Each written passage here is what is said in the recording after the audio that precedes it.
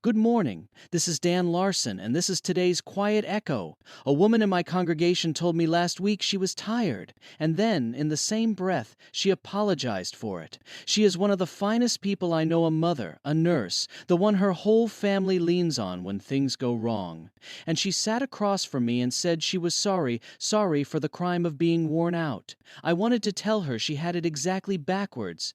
She has spent 30 years pouring herself out for others, and the one thing she cannot do is let a single drop be poured back in. She has given until there is nothing left, and then felt ashamed there was nothing left. I have heard some version of the same apology more times than I could ever count. People come to me worn right down to the thread, and before they will even let themselves say the words out loud, they line up their reasons why they have not earned the right to feel it. The list is always long. Other folks have it so much worse. The work is not finished. They took a rest once, last month, and look where it landed them. But underneath every single version of it is the same quiet, unspoken belief. Rest is a wage, and they have not yet done enough to be paid. I came across a survey this week putting a number to it. Now, I will not stand here and vouch for the exact figure, I never do. But the shape of it matched everything I see from where I sit. Something like 7 in 10 Americans believe rest is a thing you have to earn. 4 in 10 feel guilty when they finally do take a little. And more than half of us get 10 or fewer genuinely restful days in a whole year. Some get none at all. Not because there is no time, because they cannot bring themselves to give themselves permission to stop. I find the last part almost unbearably sad. A gift sitting right there on the table with your name written on it, and you will not reach out and pick it up. Because a voice in your head, one you never put there yourself, keeps whispering you have not done enough to be worthy of it yet. I want to say something to those people this morning, and it is the oldest thing I know how to say. Rest is not a wage. It never was a wage. It is a gift, and it was given to you freely before you had done one single thing to deserve it. My own faith calls the gift the Sabbath, and I promise you I am not going to preach you a sermon on it. I only want to tell you what it plainly is. A day of rest commanded, written right into the very first week of the world, before there was any work yet done to reward, and any worker yet to reward for it. The rest came first. It did not sit and wait for the labor to be finished, because the labor is never finished. There is always another field. The harvest is never quite in, and the barn is never quite full enough. The Sabbath is the oldest argument the world has ever made for a person being worth more than what a person can produce. And it settles the whole argument the only way it can, by making you stop, whether you have earned the stopping or not. Now here is what I have learned over the years, watching good people try to earn their rest instead. The ledger never closes.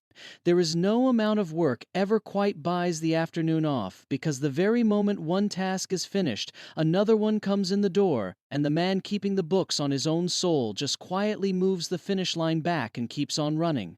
He tells you he will rest when things finally settle down, but things do not settle down, and he is 80 years old before he understands the appointment was never really coming, because he was the one, all along, who kept canceling it.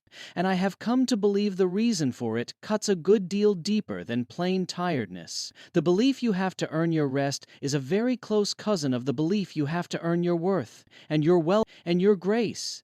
It is the same old lie, just dressed in different clothes.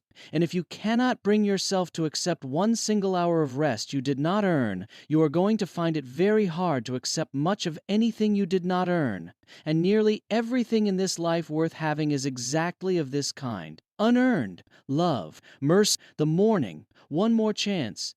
This is what I would say to the tired woman who apologized to me, and to you this morning, if you needed to hear it and did not quite know it was allowed. You are allowed to stop, not when the work is all done. Now, the rest was made for you. You were not made for the rest.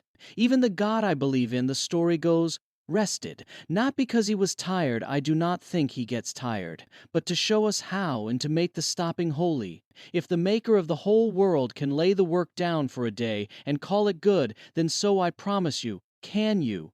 So take the afternoon, take the Sunday, go and sit on the porch and do absolutely nothing of any value at all, and then call it good, because you are good. And goodness was never once a thing you had to earn.